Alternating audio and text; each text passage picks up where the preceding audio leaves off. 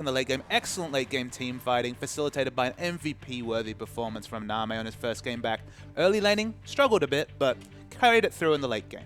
Yeah, and still had a fair bit of pressure there in that bottom side with that Name combination. Beautiful stuff. But of course, some changes here as far as the bans are concerned. Xerath hitting the bench immediately. So much respect to Zhao, who has to be the MVP if you look over to the side of Gamtee. He was playing that Xerath so beautifully, just unable to quite clinch that game in the end. And it's going to be the Rengar against Insect, so going to definitely have some different team comps being created here. I mean, the Rengar just so much more effective when he has a hyper carry he trusts, able to open up the tanky builds. To be honest, in some of those fights, he kind of went for the initiate and randomly died. These things happen when you're a tanky melee range fighter, but the last fight, able to lock down the Xerath, who sold his boots, who was literally the immovable artillery. And that was what won them the game. So still credit to Insect for that pick. Respect coming through from Gamtee. And we're definitely going to see some different strategy with both Xerath and Insect's Rengar banned out. Yeah, now Gamtee taking a long time to work out their final ban here as well. 1 second to go. Nidalee's going to hit the bench, of course. A little bit of a standard one there, but he's going to leave the likes of Lulu available. Zero going to lock in that Janna, wasting no time to pick up that support. But such a big shift in identity for Zero. Start of the season, he was playing a bit of those very supportive, very peel-orientated supports, and just wasn't working out for his team. It just wasn't working out with HYY and Wei on those AD carry positions. Yeah. But suddenly, bring in a hyper carry, and Janna's the first pick. Yeah, and Gamtee now looking to follow up this pick order, of course, with Rek'Sai on the bench. Huey looking to grab that Jarvan yet again. So it is 5.4, so the armor nerfs to Jarvan have come through. So he is a little bit more brittle in the jungle. You kind of have to make your gank timings work that much more because you just to take that much more damage in the jungle. And Sona, wow. Whoa, this is very different. Of course, if you're thinking about changing things up in the support role, Sync Dream is someone that would definitely do it, but that is an interesting pick and very early on too. Yeah, bring out the Fiddlesticks jungle early in the season, I believe. So Fiddlesticks support early in the season. Now it's ostensibly going to be our first Sona of the season. Yeah. DJ Sona might be available, so maybe going to see some tunes pumping out from that support position. But Sona, I mean, the AoE lockdown from Jarvan and the Crescendo, it's going to be massive. And Starland Royal Club, they've realized that yes, Name definitely carried them throughout that game. So looking to switch things up, but wasn't the Lulu pick that was opted for just yet. 4 seconds and Korn can switch back to that one, but it may just be the LeBlanc, which is going to get locked in, and Godlike more than happy to go back to that tree again in the top lane. I mean, the very reliable hyper tank coming out in the top lane makes sense with the Maokai pickup. The LeBlanc blocker pickup, it's not really a Korn champion, at least not one that he's well known for. He can, of course, play the LeBlanc, and it does remove a lot of options for Gamtee in terms of viable mid lane choices against the LeBlanc. Seeing some of the champions are going to consider. I mean, Ahri's still available. We could go for that skill matchup in the mid lane, or maybe even something different. 5.4, we saw so much play on 5.2 from the Chinese teams. Something different potentially coming through here as Lissandra. Yeah. That wouldn't be different, but it is an option. I was going to say Lissandra and Na are both available here as well, and Let Me can hop back on that top lane champion if he decides to, and of course with that Maokai already there. Whoa, Name insta-locks the Jinx. And Insect might be mixing it up in the jungle here. He really is mixing it up. With those changes, which we've seen already from Fizz, the Fizz pick rates fell off, but Fizz and the AD Fizz you have to think is going to be what's coming out in the jungle. Jungle Fizz will be a first for the LPL. We see it in solo queue from time to time. Time to time. Are you kidding? What ELO are you in? See that thing all the time. Well, it's coming to prime time in the LPL. Yeah, that's right. And it fits Insect's playstyle so beautifully here as well. Just so aggressive. You always want to be just urchin striking in, auto-attacking people's faces off, and he does so much damage if you land your fish onto someone. That Chum the Waters, just making sure that all of your damage is amplified, and that includes auto-attacks. And you know, Juggermore kind of snuck out with some of the picks that were coming through. But it has kind of emerged. It's not a true Juggermore comp, but they do have the Lulu Kog'Maw synergy. Sona is a big change for the bottom lane. Kog Sona, this is definitely turning the clock back to 2010, where it was a very common lane coming through. So much mixed damage. Of course, you can amplify that Kog'Maw's poke with your Q chords. So something very, very different from both teams. But a return to Jinx Janna in the bottom lane. The hyper carry and the disengage versus the Juggermore. Yeah, and this is very interesting coming through from Tail, of course, being a Corki player, very used to having a mid-game power spike, now on that mega hyper carry Kog'Maw and up against Name here as well as Godlike versus Let Me here in this top lane. Let Me sort of opting for more of that utility-based top laner, and we'll see how he goes here against the tree. He'll be able to apply a lot of pressure. That's what we saw from his now. It's very similar in the Lulu versus Maokai matchup, especially in the early levels. So much ranged wave clear. Push him in, but this is the big question mark. And you have to think as Tail, when you're locked in the Kog'Maw, you're like, okay, they've only got the jungler and the AD carry to pick. Couldn't be too many more assassins. But Fizz, his job in these fights is going to be to skip past all the CC and assassinate that Kog'Maw. Yeah, it really needs to, and of course, it's not going to be the same as sort of the insta-kill Fizz, where you just jump onto someone and they just die flat out because of your abilities, but he's going to be doing a whole lot more auto attacks if he's going to be going for that route. Of course, we don't know really what Insect's decision is as far as how to build this Fizz is concerned, and we'll just see what he brings to the table. Absolutely. I mean, you can go a bit more tanky. You still do quite a lot of damage. You still amplify your damage with that ultimate and can really get in the backline, at least harass the Kog'Maw, maybe blow his flash, but I think we're going to get into game. Yeah, let's hop onto the Rift.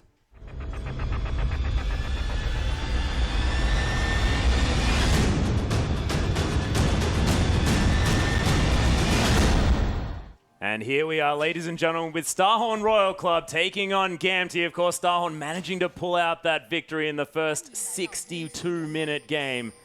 We'll see whether Gamtee can answer back yet again. Of course, they've had a lot of ties just recently against World Elite, LGD, OMG, and M3 all in a row. And now with the 60-plus minute game in the bank already, with a Juggernaut on one side, you know that Gamtee are comfortable with this game going long. And Starhorn Royal Club, they have a lot of mid-game pressure between the LeBlanc, Fizz. You didn't used to be able to fit both those champions into a lineup, but they have. And the snowball is going to be very important for this jungle Fizz, and you have to expect aggressive rotations coming through from Starhorn Royal Club, taking advantage of their massive mid-game assassination potential.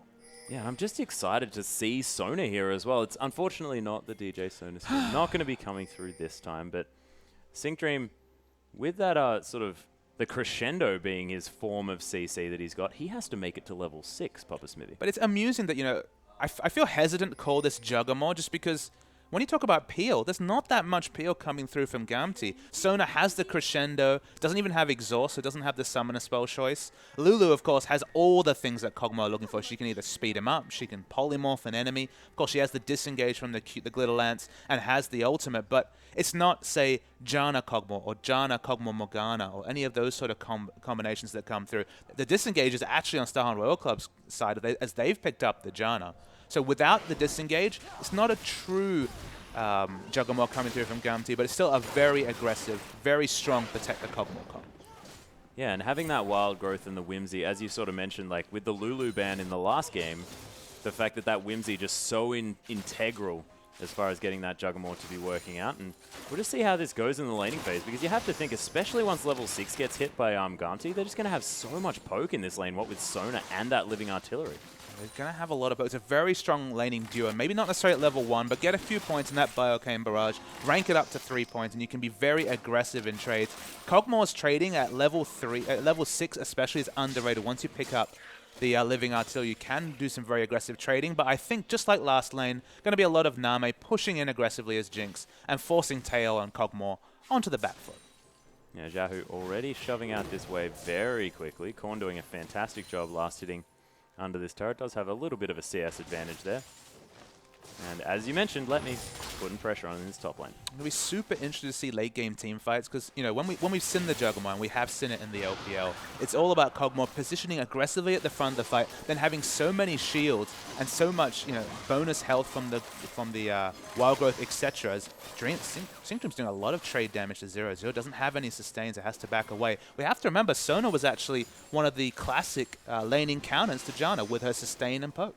Yeah, well, that's the thing here as well. And I think she had a few base statistic buffs here as well. But Insect looking for his first gank here. Let Me in a bit of trouble. Going to flash afterwards, but the red buff has been applied. Look at the damage from this jungle Fizz, and Insect picks up first blood. Yeah, we mentioned Fizz needing to snowball. What perfect way but to pick up the first 400 gold. Going to be able to build towards that jungle item. Probably the Devourer, you have to think. For even more auto attack damage is going to be the jungle augment. But it still could be the AP. We don't want to pigeonhole him to that attack speed proc-based build, but it's possible.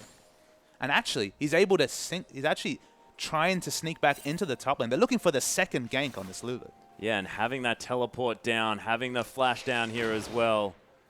Let Me could be in a lot of trouble. That Sapling's going to push out this wave just a little bit, and Let Me is playing very defensively. In fact, Godlike letting a couple of these minions die here as well on this top side. And let me, brilliant sort of second sense, or sixth sense to realize that he could be in trouble. Yeah, just no impetus, no reason to push out this lane. There's no real disadvantage to holding it, and Godlike shows himself. Insect's already backed. The Skirmisher's Saber is his pickup. Going to look for even more important aggressive trades, able to activate that item, do more damage, so do reduce damage on the enemy, and have the vision to potentially pick up the assassination. Yeah, and it does look like that Devourer, like you mentioned, is going to be the choice here for Insect. So might be spending a lot of time farming, but that's going to be no real change here for Insect. It'd be really interesting to see how much he goes into damage. Is it going to be the Devourer Wits End Trendy Force, or maybe the Blade of the Ruined King? Are you going to look for all-out offense from the jungle? Because, of course, again, you do have the very tanky Maokai, but last game we were mentioning, okay, they have Maokai. This opens up all the swords from Insect, but he was very reserved, went for the more tanky build, still has a hypercarry Name coming out on the Jinx. Ignite actually down on Name, taking quite a lot of damage in this trade.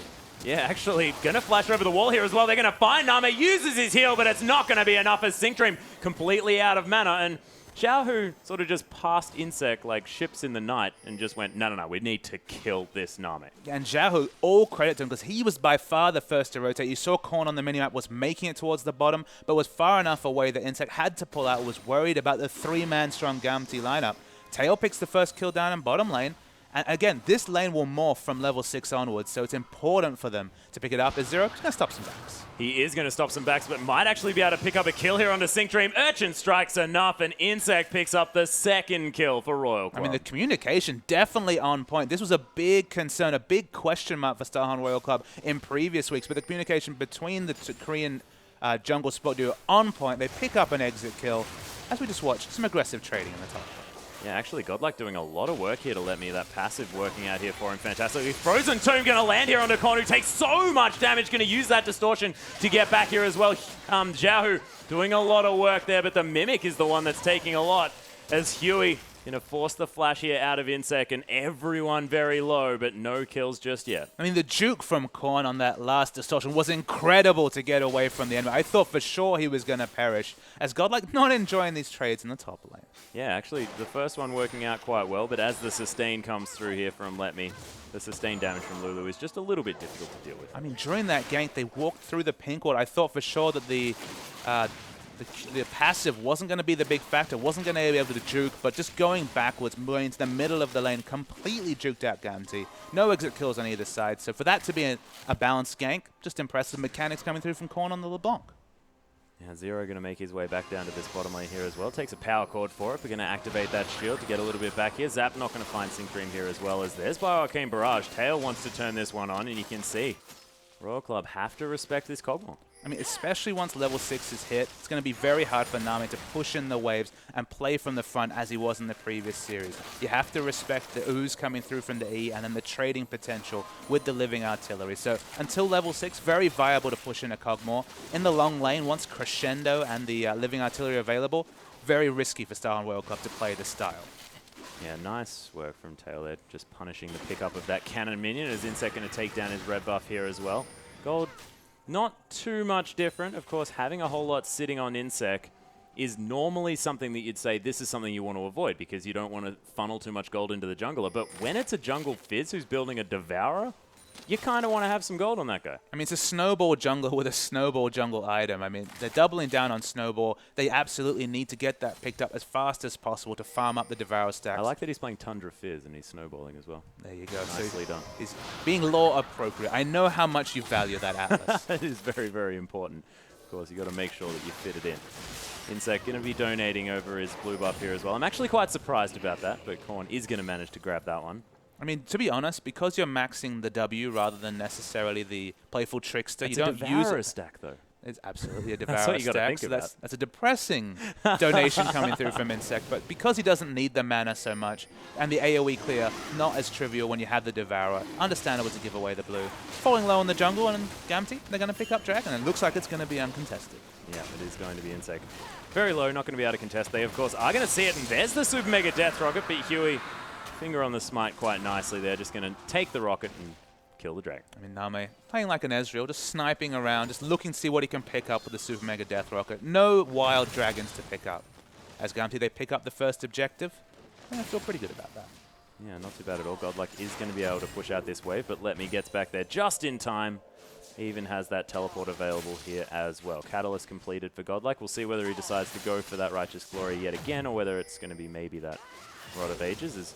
He's actually going to find Korn as he goes back to his Distortion there. And huge wave piling up here for Royal Club in the bottom side. So everything resetting just a little bit, Papa Smithy. And is it going to be sort of both of these teams happy to wait until this late game? Because, of course, Juggermore, you want to be waiting until late so that Cogmore's got like 3-4 items and just able to, you know, 1v5 an entire team with the help of his friends. But is it going to be the same on the other side with Name on this Jinx? I don't think this game's necessarily a ticking time bomb like a more prototypical Juggermore comp. It's still Cogmore in the late game. He still has the peel of Sona to some degree. Again, she only has Crescendo. Crescendo's used. Yeah, speaking of which, Name taking so much damage here on the bottom side. The Ignite's ticking on him as well as Let Me. He's teleported in. Glitter lanced right through that Jinx, and Zero now in a lot of trouble. There's the Wild Growth onto himself, and that's going to be another kill for Tail and Gamtee.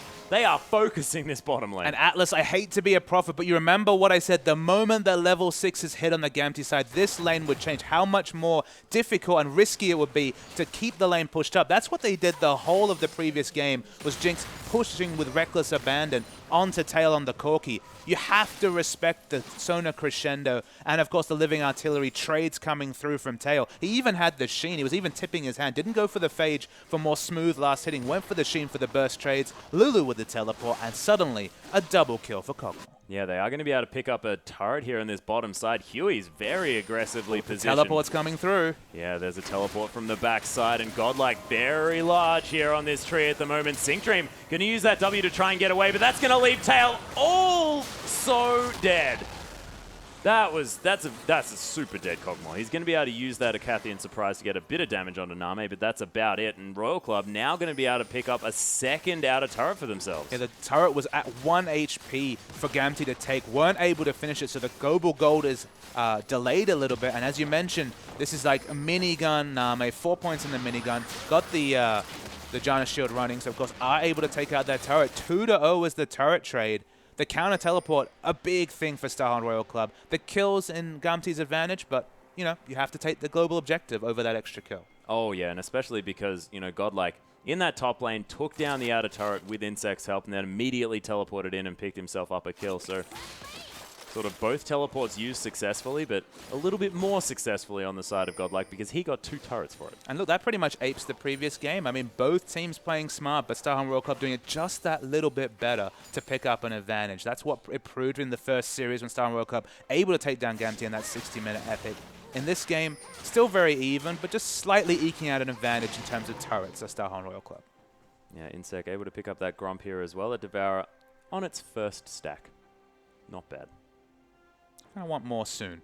Yeah, he's going to want, a few, one could say. And if this game goes as epically long as the last one, having an infinitely scaling item probably going to be pretty good here for Royal Club. I mean, infinite scaling's a wonderful thing to talk about, but he's still a melee auto attacker. Melee auto attackers in League of Legends, then just not a thing. You don't see Tryndamere in these competitive games. You don't see a lot of melee champions that are auto attack reliant.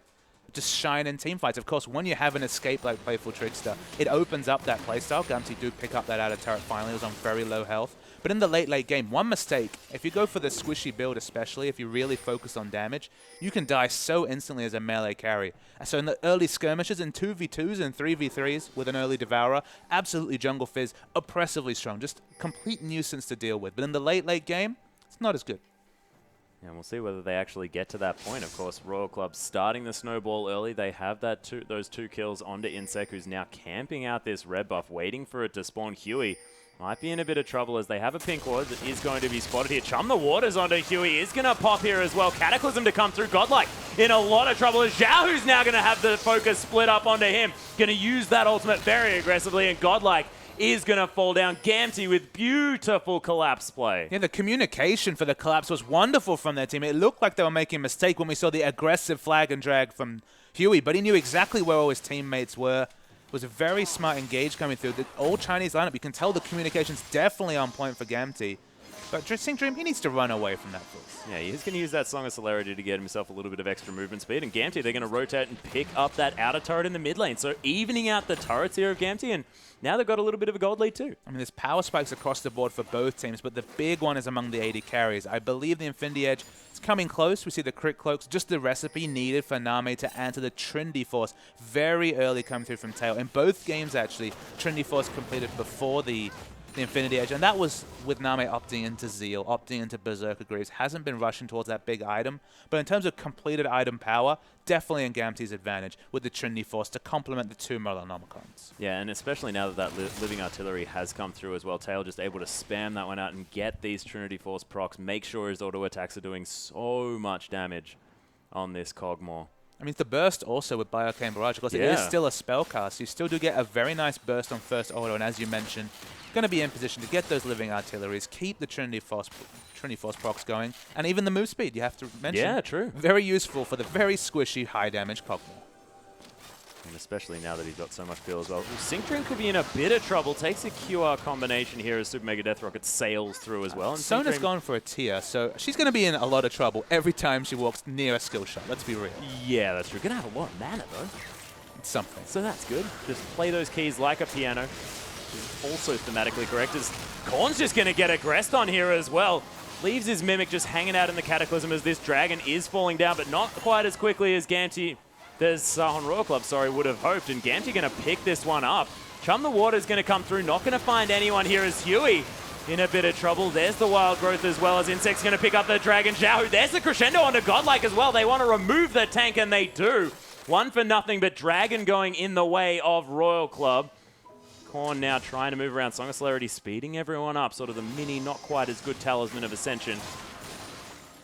One kill for Dragon, though. Pretty even. It's if they answer with an inner turret, especially that Gamtee, look good. And with the Trinity Force on Kog'Maw, they do have a lot of damage coming onto this turret. Probably have to respect. But Jinx, Name's out of position. They get a good amount of damage, but don't have a big enough minion wave to really punish Name for his positioning. Yeah, Korn throwing out a combo here. Does miss the chain here, thinking that Kog'Maw might move to the right. Of course, didn't want to, because Name was coming through that way, and his team wasn't there.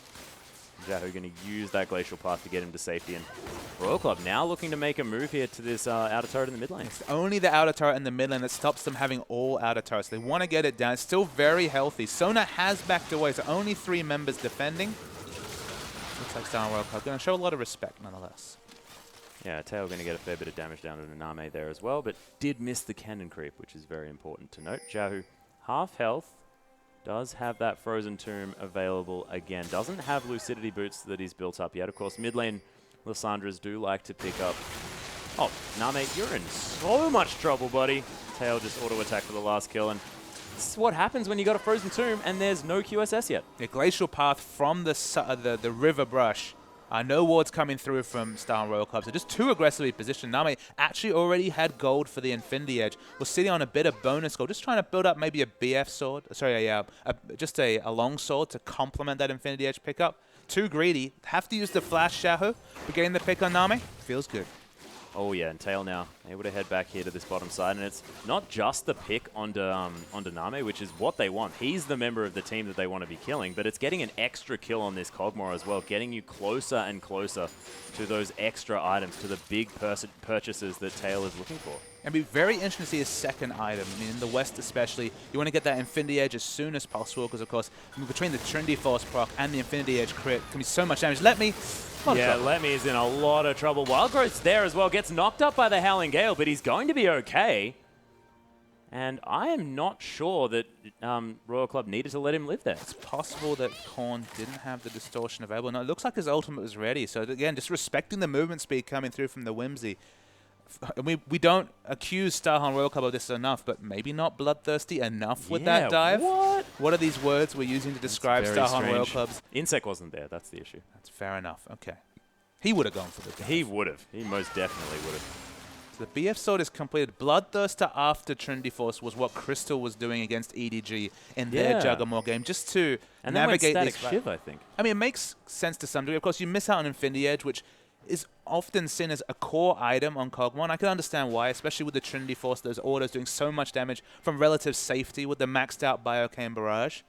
But the Bloodthirster might be needed just to navigate these fights. Double Assassin coming through. The Super Mega Death Rocket AoE probably going to land on tail. They're going to use everything to kill that Kog'Maw. And when you're the Crown Jewel, going away from the selfish Infinity Edge just to get the 20% lifesteal and maybe even the shield, which becomes more relevant. It scales with levels, of course, into the late game. It's just a case of, well, if Kog'Maw needs to live, and we haven't really got a lot of shields or heals for this Kog'Maw, only really the small Sona healing and all of Lulu's kit to be able to provide the support. It's not the true Juggernaut. It's not the Morgana or maybe throwing in the Nami or something extra. Maybe it makes sense just, okay, just go for that lifesteal. Just give yourself a bit of self-peel, a bit of healing to navigate these long fights and just last longer. Yeah, and it's when you don't have the Morgana here as well for that black shield as well. Very, very important. Chaos Crucible not being picked up. We mentioned the tier, so I mean the Chaos Crucible could have been the mana regen solution coming through from Sing Dream, but it's going to be very late if built at all. So until the QSS comes through, pick up the Bloodthirster, have the lifesteal for fights, and try and navigate them as much as you can against Insect, who really wants to auto-attack people, and has gone second item, Banshee Veil. And we'll see whether this is when he transitions into more damage now that he has that ability to ignore one of the spells. But do you think with the fact that, you know, Xiaohu's like a spell machine gun on this Lissandra, that Banshee's Veil is not going to be entirely useful as far as stopping him from being incredibly squishy? I mean, he's still going to be very squishy, but again, maybe it'll be like a Zhonya's. Maybe the extra tankiness or the stopping of a spell might be enough to get that second Playful Trickster coming through. Because not maxing Playful Trickster first means he's not going to be quite as maneuverable. Has 3 points in it now, so the cooldown's getting down. He just wants to be as sticky as possible on this Kog'Maw to, if anything, I mean, ideally kill him, of course, but realistically, blow his flash, ensure that he's not able to focus down any of the other carries on the Star Hunt Royal Club team. And if he's able to control Tails' positioning in the mid-game, it just delays the usefulness of this Kog'Maw and of this Juggernaut-esque team that Gamtee have put together. Yeah, and Tail did go back and pick up the Berserker's Greaves. And where do you think the next focus is going to be? Is it going to be in 40 seconds here? Are the teams going to be focusing on this dragon, making sure that that's where they're looking? Or is it going to be more getting this Jinx into position to take down turrets and Gamtee looking to find fights? Well, I mean, both teams sitting on one dragon, so there's no real need to blow everything to pick up a second dragon. The buff is not really relevant, especially no real combat stats being picked up. So theoretically, if you're willing to seed the dragon for maybe the top turret, as we see Lulu pushing very aggressively, that'd be a decent trade coming through from Gamtee. There's not a big loss coming through there. And of course, you have to respect the amount of CC that Korn's able to put out on this LeBlanc. She's moving towards the Abyssal Scepter. Not quite the death cap yet, so definitely not that much assassination damage down. But if they're happy to seed this this top turret for Dragon Trade, I can understand. But with Lulu teleporting back and teleporting in, looks like they're going to be a fight. Yeah, this dragon not quite down yet. Distortion over the back wall here from Korn. They just want to give up on this one, it looks like, as Insect... No, most definitely not. But there's going to be the ultimate to come through. Huey picks up the dragon, and Insect's just dead in the duration of that ult. I mean, it tells you how squishy he is, even with the Banshee Veil being complete. There's no Zhonya's. Zhonya's doesn't fit into this build as an AD or attack speed proc-based Fizz. He's still very, very squishy. Still needs a secondary diver like the Maokai to draw a bit of aggro away from him, get him that second Playful Trickster to get out of a fight. Need to use the first to get in to try and steal, and they're going to lose a turret, let alone the dragon. Another big advantage for Gamtee. Yeah, dragon, kill, and a turret here as well for Gamtee. Looking fantastic. Stretched it out to a 4,000 gold lead here as well. And that's an inner turret in the mid lane as well. That is so much extra map pressure available for this GT lineup. Given that we're in a league, we do have to step back and remember 9th versus 10th is this match. Only top 8 teams go to playoffs. At the moment, this series, Star Hunt Royal Club started the series 2 points behind King. They need the 3 points this game. They need to close out this second game. Because 1 point to both teams, and if we do have that win coming through from Gamtee, 1 point to both teams doesn't help either of them in the chase for King in that 8th position. Especially King, you know, against Energy Pacemaker later tonight. A winnable game. Go. Yeah, that is the thing. But Gamtee, I mean, they don't want to give up an extra point here as well. I mean, it's not like, oh, if they lose this one, it's not as much of a big deal, and it's great here for Royal Club. They want to stay in contention and keep this matchup close. And it's the exciting thing of a best-of-2 format is there's always an incentive, even after you use the first one, because you're always impacting the standings. Whether you're a bottom team against a top team, the second game means so much for both teams because you want to keep that pressure on at the top. You want to grow your lead, which EDG were able to do in earlier weeks, have struggled in recent weeks with a lot of draws. And again, all those mid-table teams, taking points off each other. I mean, whenever we see those 3 points come through, whenever it's a 2-0, it means so much for the positions because there's just not a lot of points separating the ladder. Yeah, and there just hasn't been a lot of 2-0s just recently as well. It's been sort of Tiesville here in the LPL when the first few weeks it was just 2-0s everywhere. Absolutely. I mean, Star Royal Club's first 6 games, 3 2-0 wins, 3 2-0 losses. They were very polarizing, but were able to bank those 9 points early. Since then, I believe, only picking up, 4 draws. Like, I don't think they've really picked up any massive scores. So they could, 3 points here would dwarf their last 3-4 weeks of competition. But at this present point, you have to say Gamtee are ahead. In the late game, they have the Cogmore. They don't necessarily have a lot of appeal from, but Lulu's definitely the best friend of that backline squishy Cogmore. They still have a very good late game comp, and we talked about the snowball needed for Insect on this Fizz. He started off well, but it's been quiet. It has been quiet, and it looks like he's going for a Warden's Mail as his next option here as well. Not wanting to pick up any more damage, wanting that Randuin's as his next option. And does that make sort of a Jungle Fizz not quite as effective? Because, of course, his ability to skirmish is what he wants to be doing. Look, he's still going to be... He's probably going to be full tank at this point when he's opting into what would you have to assume be Warden's Mail, which is completed now, and then going to be a Randuin. He's still going to do good damage in the backline, but if he'd gone full damage, you already saw what happened to him earlier. And Xiaohu's got Flash. Oh, there's actually Zero getting locked down here by the Frozen Tomb. A nice crescendo over the top here as well as Godlike. He's got all of the focus, and the Cogmore from the backside. Sync Dream actually going to be the one that picks up the kill, but this Cog really starting to do some work. And Gamtee, I mean, they lost the outer turret, but they picked up a couple of kills for it. Yeah, Gamtee, you can see Tails not positioning in the front of the fight during the fights. He's more in the middle because he doesn't have quite as much peel from his team as other Juggernaut comps, but it's still Cogmore. It's still Cogmore, Trinity Force Bloodthirsty. He's got a lot of items as Korn goes for the assassination. Yeah, finds the Ring of Frost here, though, so Korn gets locked down for a little bit longer, and he may not actually be able to distort into another one of these as Huey just more than happy to tank up that zap and make sure that those creeps don't take any extra damage. And that's an inhibitor turret down now for Gamtee. I mean, 3 melee range divers, Maokai, Fizz, and LeBlanc, you know, with the double distortion, looking to get into the backline. The teleports come in, though. Yeah, Godlike actually going very aggressive here. Chum the Waters onto Letme's, forced to flash out of that one as well. Super Mega Death Rocker picks up the kill, and Name gets excited. The Zonya's Hourglass not going to save Xiaohu as the double kill comes through here for this Jinx. And sort of the kill pickups towards the end of that one were fantastic. Godlike's teleport, though, that was manly. You could see the power of the 5-man Gamtee comp was still very, very strong when pushing in an open area. But we were all caught off guards with the teleport from behind. The positioning for Gamtee suddenly dissipated in an instant. 2 kills come through for Starhorn Royal Club. No objectives to pick up with still a minute to Dragon.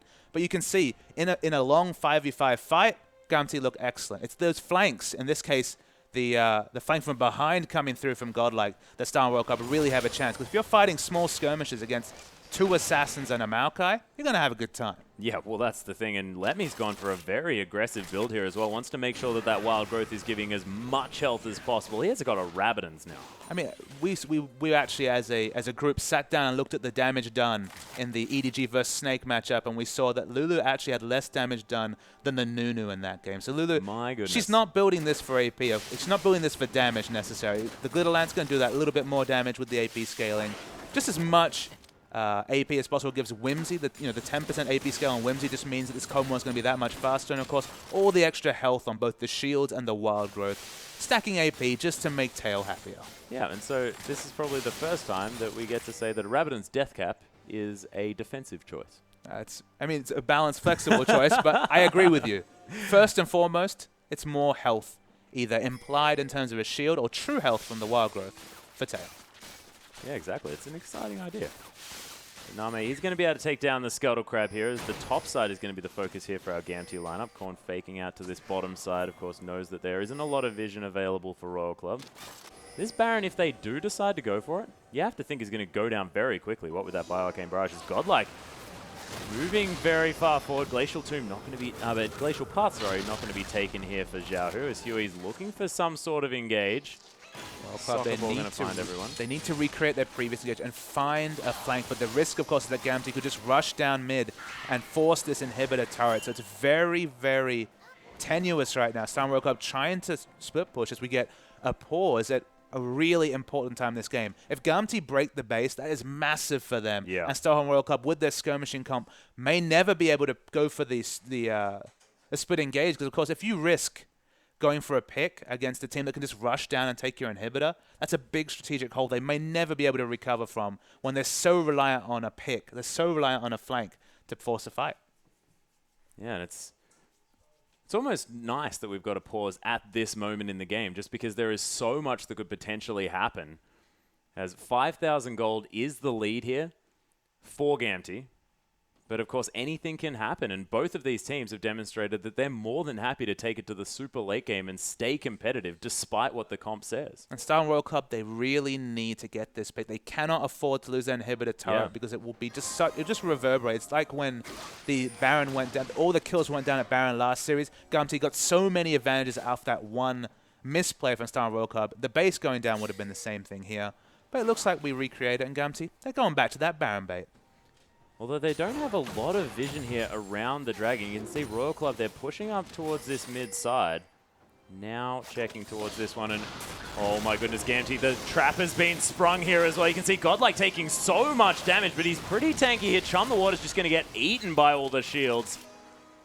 Not a lot of options here as the rest of Royal Club, they're all split, and Gamtee, they're staying together. There's the whimsy on this job, and look at how quickly he's running. Name gets caught. Look at the damage. It's going to be the Crescendo that picks up the kill, and Godlike's going to fall. And Gamtee are just playing beautifully as a team. Yeah, Fizz pinged top, but Gamtee, they went together. They realized they were group 0 now. Face checks let me. A lot of slows coming through from this Lulu probably will get away. But Gamtee, they can go for whatever they want. They are up against a smite from Insect, who's one level behind Huey, but they're going to force Baron. Yeah, and there's no teleport available this time from Godlike, so it's not 16 seconds until that Maokai can be in the fight. He still has to move around there. Let me teleporting in towards the backside. Korn distorts over just to try and get some vision here. As you can see, Insect, he does have the Banshee's belt. Let me pops it now this time as Korn still trying to harass from the side. He launches his way in. Is the steal of the Baron for Insect. He's going to die for it, but the hero play from the Royal Club jungler. Yeah, one kill for Baron. Obviously massive for Starhunt Royal Club. Korn actually started his back before the Baron recall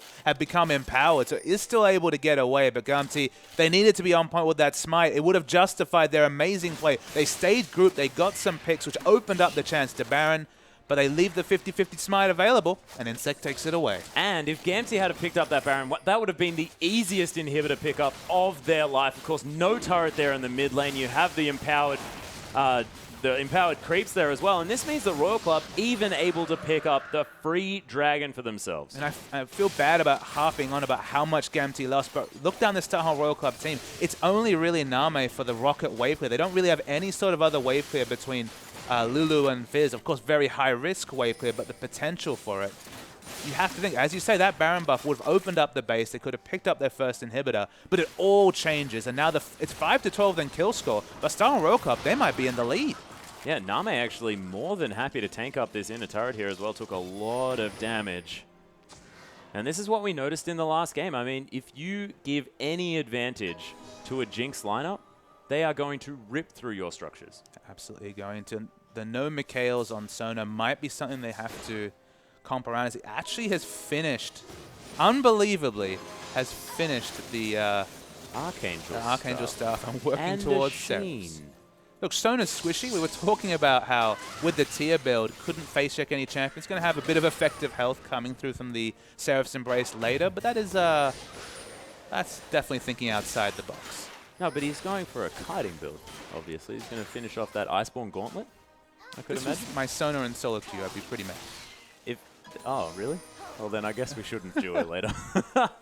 Because I just think Iceborne Gauntlet actually works out quite well, of course. You know, you're sort of able to add a little bit even more CC. But where's the friends for Cogmore? Where's the Peel? Where's the Mikhails? Papa Smithy, if I'm doing it, it's probably not good. Like, let's just leave it at that. Tail's going to be able to pick up the Scuttle Crab, and Sync Dream, this is a guy that just does weird stuff. I mean, the 2v2 Fiddlesticks was definitely an interesting adaptation. He continues it here. Tail's just that much more brittle. He has to really watch his positioning in fights. He's going to need to be extra conservative with the build that Sync Dream's gone through. And they're going to need to get this big Sheen assassination with the Crescendo. You see, Star Royal Club, they really want to take this out of turret. A lot of poke coming through from Gamtee. Yeah, and a lot of wave clear as well, especially if Xiaohu can get in amongst it and just throw out about 15 Qs. And Let Me wasn't actually with his team, and if you bring a Glitterlance in amongst it as well, more than happy just to clear wave after wave. You can see Gamtee again with a lot of wave control. The top lane pushing in their favor. Bottom lane as well as massive. Sync Dream takes a lot of damage, and as you were mentioning, not all that tanky. Chompers again going to come through as Yahoo just going to throw out the Glacial Path just to help clear the wave and stop Royal Club from wanting to really dive in. I mean, Gamtee are very happy with this situation. As you mentioned, the 6-man in top and bot pushing out for them. They're just buying time. They have so much wave clear between Glitterlance and Xiaohu's Q that it's just they're very happy to sit under a turret. No real way for Star Royal Club to engage, barring the miracle Fizz Fish on the priority target. Star Royal Club back away with no advantage to be able to go whatsoever. Yeah, it is going to be the home guard mobility boots here from Sync Dream as well, especially with that Song of Celerity. That is going to be an incredibly fast Sona. Just hovering everywhere, able to get all the wards down that Gamtee need, and now they're putting pressure here on this mid lane. Lemmy takes a lot of damage from that zap here as well, as Name's going for a very AD heavy build. Godlike taking a lot here from Tail as well, who's doing a great job staying forward. Watch the Fizz though, it's the one that's looking for the engage. Yeah, looking for the snipe. Tail actually tanks up the entire Super Mega Death Rocket here as well, as Kog'Maw is so incredibly low, trying to lifesteal. It's going to be the pickup here for Name, now picking up another one with no tanks on this lineup. Royal Club are just tearing through Gamtee. Huey's pretty tanky, but he's the jungler, doesn't have a whole lot of gold, and Xiaohu and Huey now just running from this Royal Club crew. 3 dead, only 1 dead for Royal Club, and you can look at the distortion damage coming down.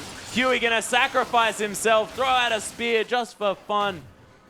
There's Xiaohu, I'm not sure whether he's actually gonna survive this one. Korn does get slowed down. He flashes out of the way, but you have to think that the distortion going to be available. Actually flashing forward there as well. The zap picks up the kill, and that's an unofficial triple kill there for Name. And you mentioned the fact they're just not tanky yet, Gamtee, and this build coming through from Synctum just doesn't do anything in terms of fights. They were able to assassinate Tail. That's the thing you need to know. If the Kog'Maw's getting assassinated, there's just not enough focus on keeping him alive during these fights. It's not a true Juggernaut comp, and you can see the difference between what Crystal and Snake were able to do and what Gamtee are trying to do, because they're just building damage. At the end of the day, Sheen and the Seraph's Embrace, that's about burst damage coming through from the Q auto attacks, the crescendo autos. But in terms of peel for Tail, he's had to buy the QSS.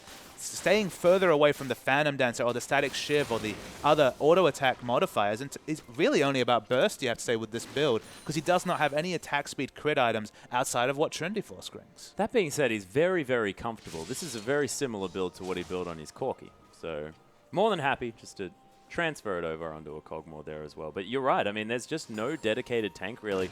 I mean, you can include Huey there because, of course, he wants to build full tank, but he's a jungler, so he just doesn't have the resources. And what's the difference between a Juggernaut comp executed well and a Protect the Kog'Maw comp that's not executed well? And it's all about the use of the wild growth. At this point, as you mentioned, he's got the Randuins. He could engage and he could use wild growth on the Jarvan, but then you got nothing for Tail. He's getting nothing from the Sona either in terms of peel.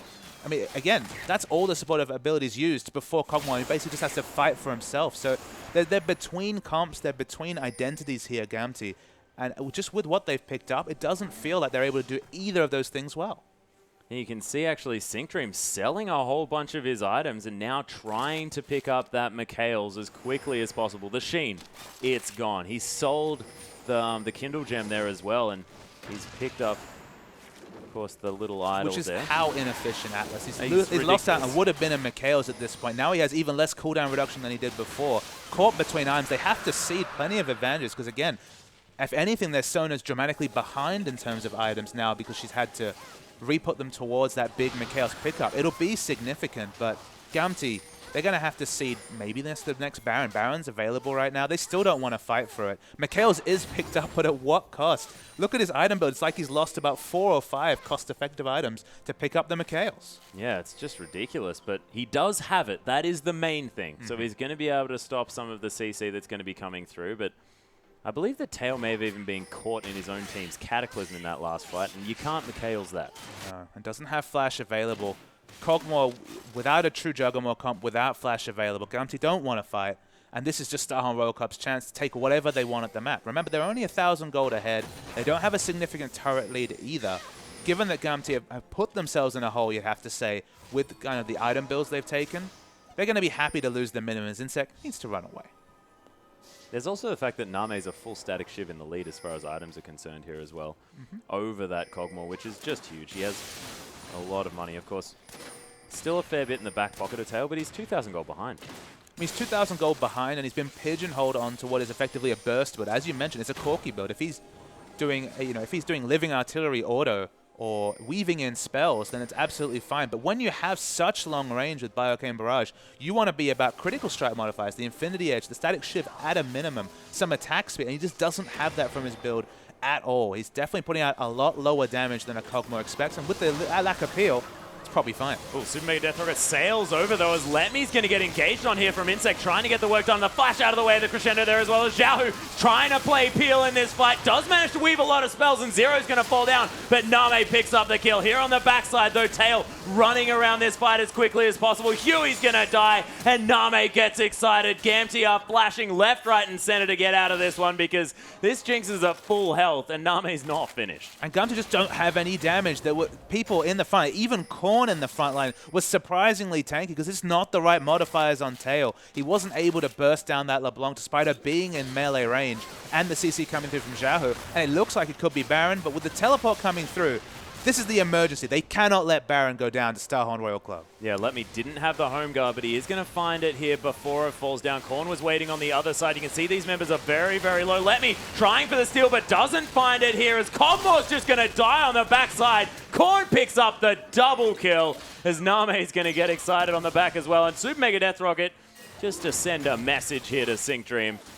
And Royal Club now, I mean, they went from a deficit to now having a 5,000 gold lead and look like they're in complete control of this game. And remember, we were talking about how great Gamtee were playing. They grouped up, they got the pick, they went for Baron, lost it, and then they lost all their advantages. They've had an inhibitor turret down for, what, 10, 15 minutes at this point. Yeah. Never been able to take that mid inhibitor. It's actually going to be Royal Club, unbelievably, to take the first inhibitor. And I have to say, it's both the Baron steal, so credit to Insect for that. It was very clutch play from him. Oh but the items coming through from Sync Dream just really not helping his teammate out at all. Yeah, double Baroned up Siege minions here as well, and a gigantic creep wave going to mean this inhibitor turret's going to fall down here as well on the top side of the map. And you have to say that already, that is one of the most successful Barons that we've seen here today so far. And Royal Club now just able to push forward. 7,000 gold is the lead. It sort of exploded out of nowhere. I mean, there's 3,000 gold between 80 carries, but it's just so optimally used. Of course, the right-click attack damage build, Infinity Edge into either Phantom Dancer or Shiv. In this case, it's Shiv.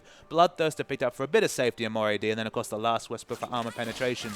Trinity Force Bloodthirster, Last Whisper, that's all about burst. We've mentioned that before. Now going for a BF, so I guess to finish off the Mercurial Scimitar, which again is a bit more AD. It gives 80 AD after the changes, but still no Zeal item, still no attack speed crit.